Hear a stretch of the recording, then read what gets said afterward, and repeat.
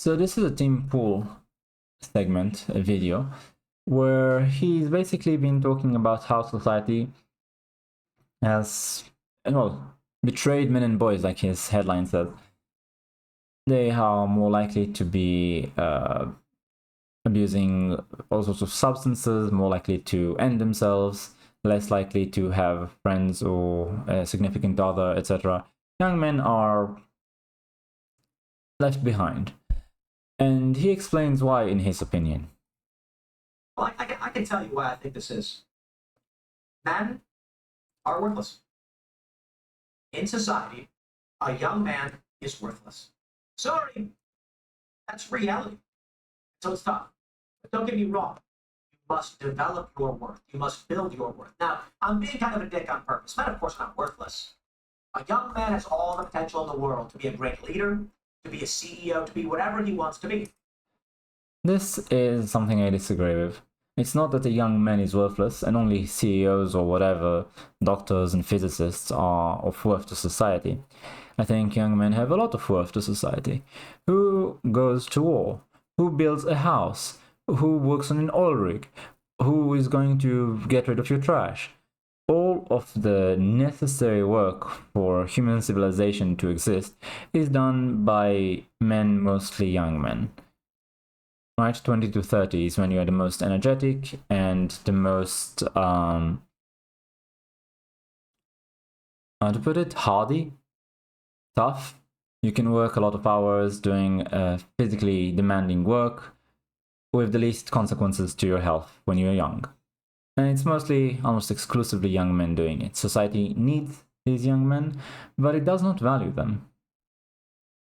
The issue is, as a young man, without attaining those skills, there's very little value.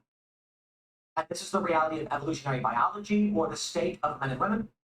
Women don't experience the same thing. Women, young women, and it's always been the case, have the highest value. And there's only men and women. Okay, so of course, it's just binary. Women have maximum value, men have minimal value.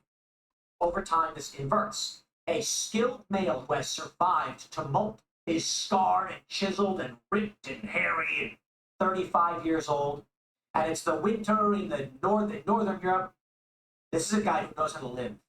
He's proven himself capable. He can survive, he can hunt, he can do all the things he needs to do. He's so wrong here. I'm sorry. If we look at life expectancy, in 1900, the average life expectancy of a newborn was 32 years. By 2021, this had more than doubled to 71 years. It didn't used to be that you had to work hard until you were 30, 35 in order to have a house and a family. It was something that you acquired at an early age of like 16, and then you worked hard for the benefit, to keep up the society you inherited. What we have today is unique in all of human experience. It's something that happened in the last couple of decades. Look at this marriage chart. Share of men in England and Wales who were married by a certain age. By 30 years old. In 1940, 83% were already married. In 1980, it dropped down to 25. Okay? So, how to put it? As close as 1940, you still had 83% of men married by the age of 30. Today, yeah, it's completely opposite. Why should you work hard if you don't have a family to work for? I'll also talk about the chance of having a house. If you look at median house prices versus income in America, 1984, it was a 3.49 price to income ratio, right? $22,420 was median household income, I presume yearly, and median house sales price was $78,200. Now go forward as much as 2022, and it's price to income ratio 5.8, right? Median household income $74,580. Median house sales price $433,100. That's insane. And it's not just housing that increased in price, everything. So your ability to save up has dropped. It'll take you far, far longer to be able to afford a house, if you can ever do so at all, because it starts to look, especially in certain places in the Western world today, as if you could never afford a house on an average median income. So young men today are denigrated. They are told they have white privilege and toxic masculinity and male privilege. They have to work harder. They are less healthy.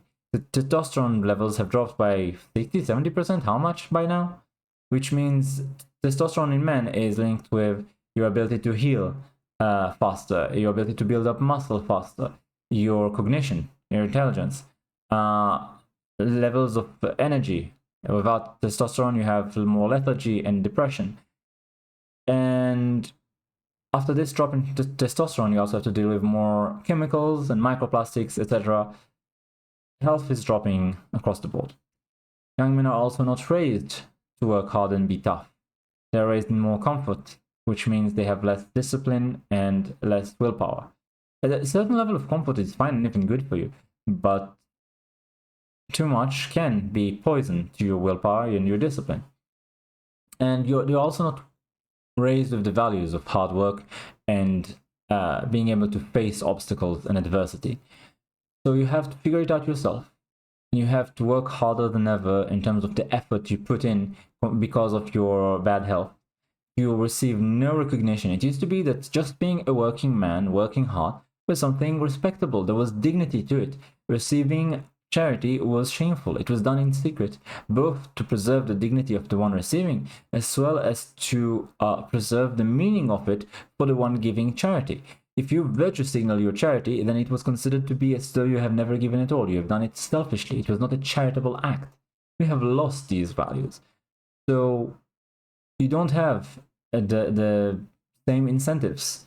You don't have the same support structure. It used to be that you lived next to your extended family and your childhood friends, and they were your support structure when things went bad. Nowadays, everybody's atomized. Everything's online. Everybody's living away from their extended family, and you don't know your neighbors. You don't really have the same support structure you used to. So it's so much harder to start as a young man. And we don't value your work if you are doing hard labor.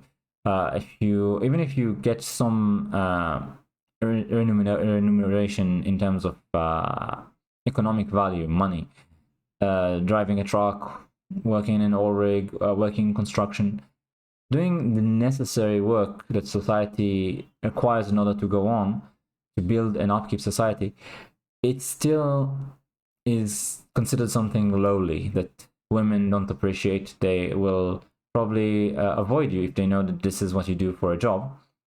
Society will value you less. These are all jobs that we need young men for. Look at the army. They have a huge manpower shortage all across the West. It doesn't matter Britain, France, Germany, the US. They all have a huge manpower shortage because young men are not joining the military because there's no respect in it. And the military looks down on them. The society they are supposed to serve and protect looks down on them. It does not take care of them if they return injured. Young men have no reason to do the work that we must have done in order for society to continue. And you can try to import foreigners all you want. They are not invested in your society. They will not be there for you when things get rough. And they are also far more likely to be on entitlement than locals. And it's not because of where they are from or the color of their skin. It's because they don't have skin in the game. It's not their society. So we need to value young men again, and we need to reward the hard work of building and upkeeping society again. I think current society, modern society, is ungrateful and foolish to have abandoned young men. It's not that young men are worthless. They were never worthless. They were more expendable than young women because you needed like 6 to 8 kids per woman in order for society to not shrink year over year, like decade over decade, generation over generation. You absolutely had to have young women to bear children. Nowadays, you need 2.1 kids per woman, and they don't even do that. And I'm not blaming them. I think it's mostly environmental factors, societal factors, and how they are raised. But the truth of it is that the value of young women to society is based around childbearing, and they don't do it. A lot of them have no kids or one kid, and their value to society therefore has decreased. Nowadays, they have to work, a lot of them, in order to build a family. One income is no longer enough, and the work they do is expendable just like a man's. It's not unique. It's not valuable any more than a man's work. And you are seeing rates of depression and mental illness and so on increasing in women, happiness decreasing as they enter the workforce. And in the end, I think society has to change course. We have to enforce laws and regulations that would make society as a whole more healthy. We can't depend just on individual effort in this, although I think individual effort is very much required and good. I encourage you to put in the work to eat more healthy, live more healthy, but this will not change society as a whole. We have to have more regulations on what is in our food and water and air, and we must have more research done on why testosterone levels are decreasing so much, because the changes I just enumerated are, I don't think they're it. I've seen research saying that they're not enough to explain the sharp drop in testosterone, and we need to change our culture to value young men and masculinity again. You see young women being asked in interviews, what are men good for? Nothing, they're saying. Do we need men? No, we don't need men, they're saying. If you ask young men, do we need women? They're saying yes. There has to be a change. I am very much here to advocate for young, hardworking men. I think we are ungrateful. I think we are foolish. I think we need them. Thanks for watching. I'd love to hear your perspective. Like, comment, subscribe, and I'll see you next time.